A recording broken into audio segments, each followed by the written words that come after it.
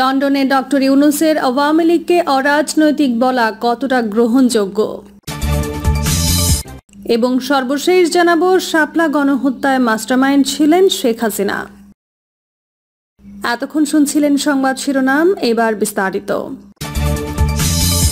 লন্ডনে ডক্টর ইউনূসের আওয়ামী লীগকে অরাজনৈতিক বলা কতটা গ্রহণযোগ্য, বাংলাদেশের রাজনীতিতে একটি নতুন প্রশ্ন উত্থাপন করেছেন অন্তর্বর্তী সরকারের প্রধান উপদেষ্টা অধ্যাপক মোহাম্মদ ইউনূস। লন্ডনের চ্যাথাম হাউসে আয়োজিত একটি সংলাপে অংশ নিয়ে তিনি বলেন, আওয়ামী লীগকে আদৌ রাজনৈতিক দল বলা যায় কিনা সেটাই এখন প্রশ্ন। যদিও তিনি এও জানান যে দলটিকে নিষিদ্ধ ঘোষণা করা হয়নি, বরং দেশের সার্বিক নিরাপত্তার স্বার্থে আপাতত তাদের রাজনৈতিক কার্যক্রম স্থগিত রয়েছে, যতক্ষণ না আইনি প্রক্রিয়া সম্পূর্ণ হয়। বিশেষজ্ঞরা বলছেন, এই ধরনের বক্তব্য বিদেশি পর্যবেক্ষকদের কাছে দেশের রাজনীতিকে অনিরাপদ এবং অনিশ্চিত হিসেবে তুলে ধরতে পারে, যা আন্তর্জাতিক ভাবমূর্তির পক্ষে ক্ষতিকর হতে পারে। পাশাপাশি এতে রাজনৈতিক সমঝোতার সুযোগ কমে এবং রাজনৈতিক মেরুকরণ আরও তীব্র হতে পারে।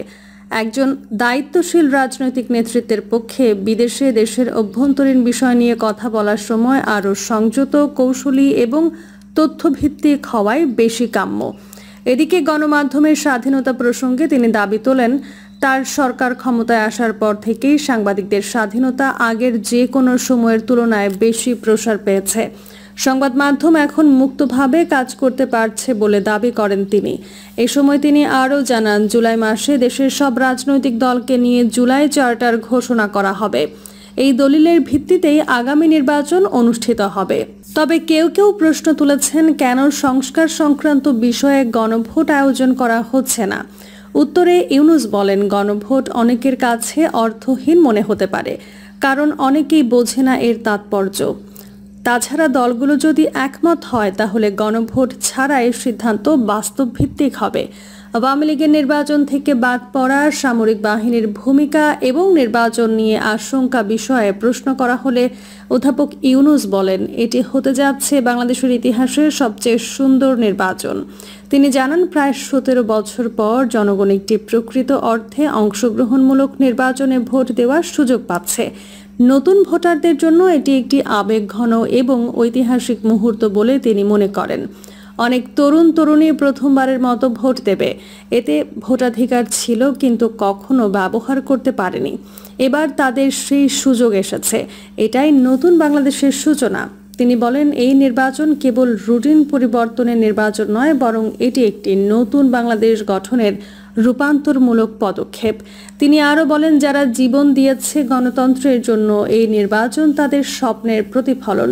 সংস্কারের জন্য তার সরকার ইতিমধ্যে কয়েকটি কমিশন গঠন করেছে, যারা সংসদ, সংবিধান, নির্বাচন প্রক্রিয়া এবং সরকারি সেবাসমূহের মধ্যে মৌলিক পরিবর্তনের সুপারিশ দিচ্ছে। এই সুপারিশগুলো সব দলের সম্মতিতে গ্রহণযোগ্য করতে কাজ চলছে। ইউনূস বলেন, এই কমিশনগুলোই ঠিক করবে কিভাবে সংস্কার হবে এবং কোন কোন প্রস্তাব দলগুলোর মধ্যে সমর্থন পাবে। তিনি এটা উল্লেখ করেন যে ইতিহাসে এমন কমিশনের কথা বাংলাদেশে আগে শোনা যায়নি, যা সব দলের মতামত নিয়ে জাতীয় পুনর্গঠনের রূপরেখা তৈরি করে। লন্ডনে সফররত ইউনূসের সঙ্গে ব্রিটিশ প্রধানমন্ত্রী স্যার কিয়ার স্টারমারের সাক্ষাৎ এখনও নিশ্চিত হয়নি। তবে চ্যাথাম হাউসে দেওয়া বক্তব্যে তিনি স্পষ্ট করে বলেন, তার নিজের ভবিষ্যৎ সরকারে অংশ নেওয়ার কোনো সম্ভাবনা নেই। এই নতুন ধারা, নতুন প্রক্রিয়া এবং সংস্কার চিন্তার আলোকে অধ্যাপক ইউনূস যে ভবিষ্যতের দিক নির্দেশনা দিয়েছেন, তা নিঃসন্দেহে দেশের রাজনৈতিক মানচিত্রে একটি গুরুত্বপূর্ণ পরিবর্তনের ইঙ্গিত দেয়। এখন দেখার বিষয়, এই নতুন বাংলাদেশ গড়ার যাত্রা কতটা সফল হয়। শাপলা গণহত্যায় মাস্টারমাইন্ড ছিলেন শেখ হাসিনা। ঢাকার মতিঝিল শাপলা চত্বরে 2013 সালের 5 মে হেফাজতে ইসলামের সমাবেশে গণহত্যার মাস্টারমাইন্ড ছিলেন ক্ষমতাচ্যুত প্রধানমন্ত্রী শেখ হাসিনা স্বয়ং। তার সরাসরি নির্দেশে সেদিনের গণহত্যার ছক তৈরি করেছিলেন তৎকালীন ডিএমপি কমিশনার বেনজির আহমেদ। গণহত্যা পরিকল্পনা চূড়ান্ত এবং বাস্তবায়নে বেনজির আহমেদের সঙ্গে মুখ্য ভূমিকায় ছিলেন র্যাবের গোয়েন্দা শাখার তৎকালীন প্রধান লেফটেন্যান্ট কর্নেল জিয়াউল আহসান এবং বিজেপির তৎকালীন মহাপরিচালক মেজর জেনারেল আজিজ আহমেদ। এর সঙ্গে পুলিশ, র্যাব ও বিজেপির তৎকালীন উচ্চপদস্থ 1 ডজনের বেশি কর্মকর্তাও জড়িত ছিলেন। গণহত্যা পরিকল্পনা বাস্তবায়নে মতিঝিল এলাকায় বিদ্যুৎ সংযোগ বিচ্ছিন্ন করে দিয়ে গভীর অন্ধকারের মধ্যে সমাবেশের 3 দিক ঘিরে ফেলে এবং রাষ্ট্রীয় 3 আইন শৃঙ্খলা রক্ষাকারী বাহিনী যৌথ অভিযান চালায়। পুলিশের অপারেশন সিকিউর শাপলা, র্যাবের অপারেশন ফ্ল্যাশ আউট শাপলা এবং বিজিবির অপারেশন ক্যাপচার শাপলা নাম দিয়ে চলে অভিযান। এই অভিযানে আইন শৃঙ্খলা রক্ষাকারী বাহিনীর 7,500 সশস্ত্র সদস্য নিয়োজিত ছিল। যৌথ অভিযানে 1.5 লক্ষাধিক গোলাবারুদ ব্যবহৃত হয়। শাপলা চত্বর গণহত্যায় নিহতের সঠিক সংখ্যা কত তার হিসাব এখনও অজানা। তবে নৃশংস নিষ্ঠুর ওই ঘটনার অনুসন্ধান করতে গিয়ে বিভিন্ন সূত্রে জানা গেছে শহীদদের সংখ্যা 300 এর বেশি। এর মধ্যে পুলিশের গোপন রিপোর্টে এই সংখ্যা 191 জন বলে একাধিক সূত্রে বলা হয়েছে। শাপলা চত্বর গণহত্যা নিয়ে মানবাধিকার সংগঠন অধিকার 2013 সালের 10 জুন প্রথম অনুসন্ধানমূলক রিপোর্ট প্রকাশ করে। তাদের প্রাথমিক তথ্যানুসন্ধান রিপোর্টে গুলিবিদ্ধ হয়ে হত্যার শিকার 61 জনের নাম ঠিকানা প্রকাশ করা হয়। আর আঞ্জুমানে মুফিদুল ইসলামের বেওয়ারিশ লাশ দাফনের রেকর্ড থেকে জানা যায় 2013 সালের মে মাসে অস্বাভাবিক 367টি বেওয়ারিশ লাশ দাফন করা হয়, যা প্রতি মাসে গড় বেওয়ারিশ লাশ দাফনের 4 গুণ বেশি ছিল। অনুসন্ধানে আরও জানা গেছে শাপলা চত্বর গণহত্যার পর 6 মে ভোরের আলো ফোটার আগেই ফজরের আজানের সময় লাশগুলো গুম করে ফেলা হয়। লাশ গুমে নেতৃত্ব দেন র্যাব কর্মকর্তা লেফটেন্যান্ট কর্নেল জিয়াউল আহসান। তিনি ঘটনাস্থলে দাঁড়িয়ে থেকে অ্যাম্বুলেন্স ও সিটি কর্পোরেশনের গাড়িতে করে লাশ সরান। কর্মরত বেসরকারি একটি টিভি চ্যানেলের একজন ক্যামেরাম্যান তখনই বর্ণনা করেন তিনি নিজের চোখে 5 ট্রাক লাশ সরাতে দেখেছেন। অন্য একটি সূত্রে দাবি করা হয় সেই সময় মাতুয়াইল ও পিলখানার দিকে লাশ ভর্তি বেশ কয়েকটি গাড়ি যায়।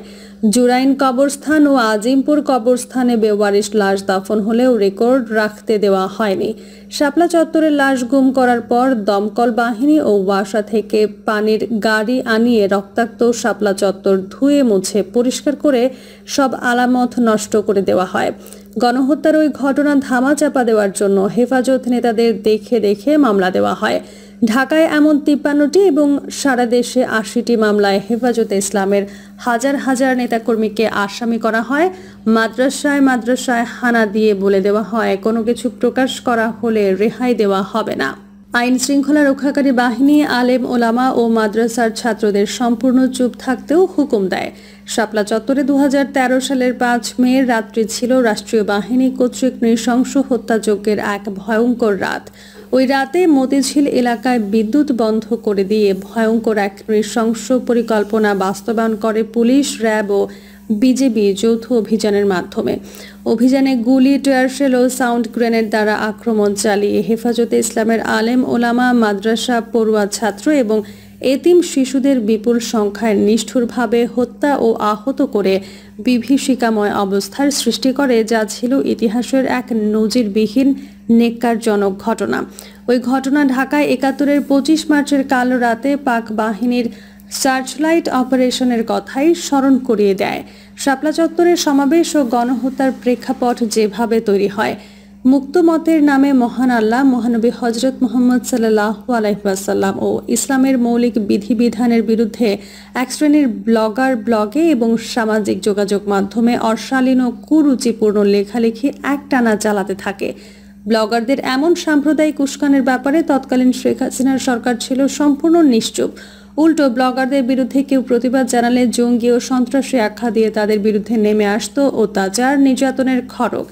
এমনই এক প্রেক্ষাপটে মুসলমানদের ঈমান, আকিদা রক্ষা এবং ইসলাম অবমাননার বিরুদ্ধে 2010 সালে হেফাজতে ইসলাম নামে একটি অরাজনৈতিক সংগঠনের আত্মপ্রকাশ ঘটে।